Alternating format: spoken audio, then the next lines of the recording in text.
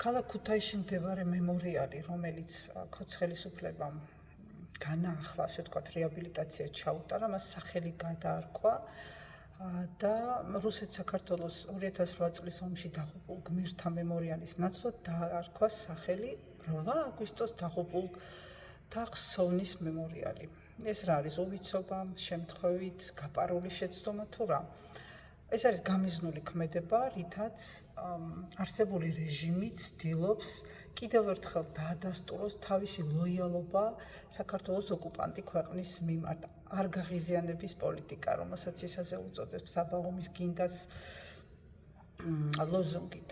ეს არ არის შემთხვევითი და ძალიან დიდი მნიშვნელობა აქვს იმას, თუ როგორ აღვიქვავთ, როგორ წარმოვაჩენს ჩვენი ერისთვის ძალიან მნიშვნელოვან თარიღებს. 2008 წლის ომი ეს არის გარდამტეხი ეპიზოდი ჩვენი ქვეყნის ისტორიაში. მანამდეც ჰქონდა ჩვენ რუსეთთან ომი 1991-12-13 წლებში შიდა ქართლის და აფხაზეთის ტერიტორიაზე, რომლებიც დროებით ოკუპირებულია და ზუსტად 2008 წლის ომი არის გამოძახილი და საბოლოო ქმედება რუსეთის საოკუპაციო რეჟიმის მხრიდან, რომელიც შემოიჭრა საქართველოს ტერიტორიაზე და საქართველოს ხელისუფლებამ განახორციელა რიგი ქმედებები, საპასუხო ქმედებები.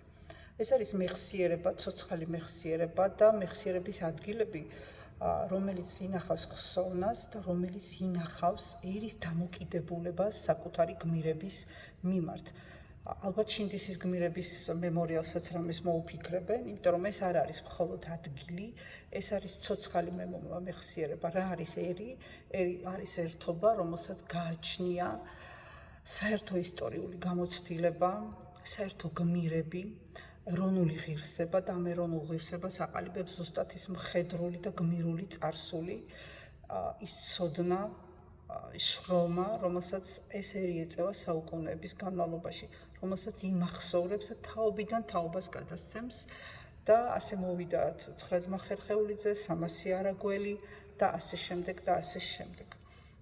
და სხვა მრავალი გმირი, თინა წავკისელი, თამარ ვაშლოვნელი, მაია წყნეთელი და ასე გადაეცემოდა თაობიდან თაობას, არა მხოლოდ საქართველოს შემთხვევაში ზოგადად ყველა ერს აქვს ასეთი დამახსოვრების მეთოდი, ზეპირსიტყვიერება, მაგრამ წერილობით ეპოქაში, აუდიოვიზუალურ ეპოქაში ეს უფრო სხვანაირად ხდება. ამიტომ ის ქმედება, რაც ქუთაისში ამ მემორიალთან დაკავშირებით განახორციელა არსებულმა რეჟიმმა, ეს არის პირდაპირ მიმართული დანაშაული ქართველი ერის ღირსების საწინააღმდეგოდ. ამიტომ ამაზე გაჩუმება არ მგონია სწორი იყოს ჩვენი მხრიდან.